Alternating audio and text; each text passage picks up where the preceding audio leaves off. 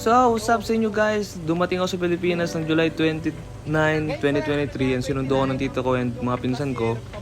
Kaya sa sobrang traffic, napabidyo muna ako kasi ang ganda-ganda ng Manila dito sa Pilipinas. Kaya nagutom kaming lahat, kaya kumain muna kami sa KFC and break time muna. Pagkatapos no, dumaan kami sa SM para mamili ng mga dadalhin sa La Union. Kaya habang naghihintay kami, ikot-ikot muna kami ng pinsa ko na yun si Jomar, Delica. And ayan, tawanan lang kami. Trip-trip lang guys! Dahil wala pa sila, ito, namimili na kami. Inumpisa na namin. Ayan, napinsa ko sa Telenor, yun si Jomar and boyfriend niya na si AJ. Kaya ayan, namimili na kami ng mga dadalhin sa La Union. Kaya ayan, nasa SM Supermarket kami, sa SM Santa Rosa. Ayan, kita nyo yung mga pinamili ko. Mga tinapay, unhealthy foods. And ayan po ang tender juicy hotdog with cheese sa loob. And biglang dumating yung pinsan kong si Angelo Deleca Gonzalez sa galing Korea. Korean yan. And ayan, dahil kompleto na kami, ayan ang mga pinsan ko, tito ko, tsaka yung girlfriend niya, ayan, namili na kami ng mga unhealthy foods. So pagkatapos namin kumain, nagmerienda kami ng Master Siomai, yan ang pinaka-favorite kong food. Nabigla ako dahil meron na palang menu ang Chokes to go. Oh, pagkatapos namin mamili, on the way na kami sa La Union, kita nyo sa bintana, umuulan, bumabagyo. And napagod kami, dumaan muna kami sa Bulacan para kumain. Then wala kami mahanap kasi umuulan. And after that, pumunta kami ngayon sa Chowking para kumain. Dahil sa sobrang gutom, ayan, lamon tayo lahat. And time check guys, 12:46 na ng madaling araw. And kita nyo naman yung kalsada, ayun. Ganda! Walang ulan, walang bagyo. Tuyong-tuyo ang kalsada, hindi tulad sa Manila, ang lakas ng ulan. Ay, tuyo? Ay! Tuyong-tuyo, kalsada. So, touchdown sa La Union. And ayan po, bumababa na kami lahat dahil ngalay ng mga binti namin sa sobrang haba ng biyahe. And kita nyo po yung mga chinelas dun sa steps, basang-basa.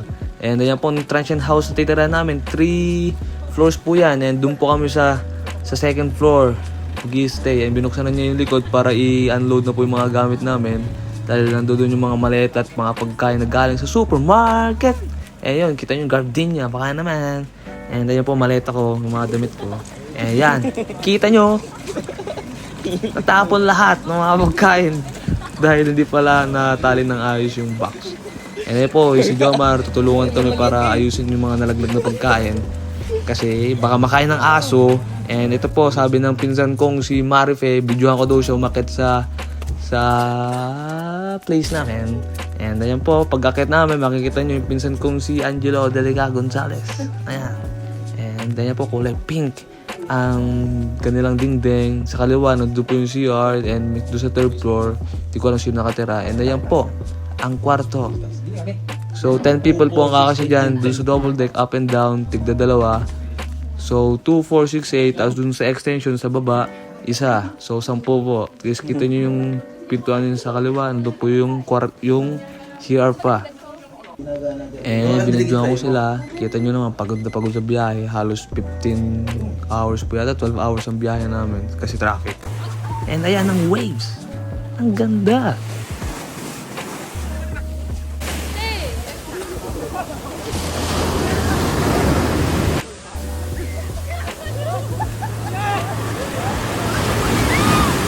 So, ayan, pagkatapos namin maligo, nag-break muna kami at mamimili kami ng mga lulutuin sa gabi.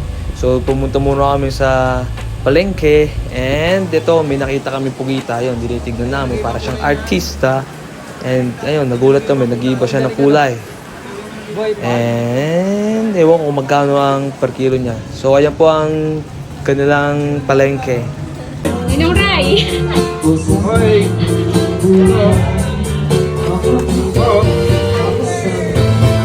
Yeah, una. This is una fish.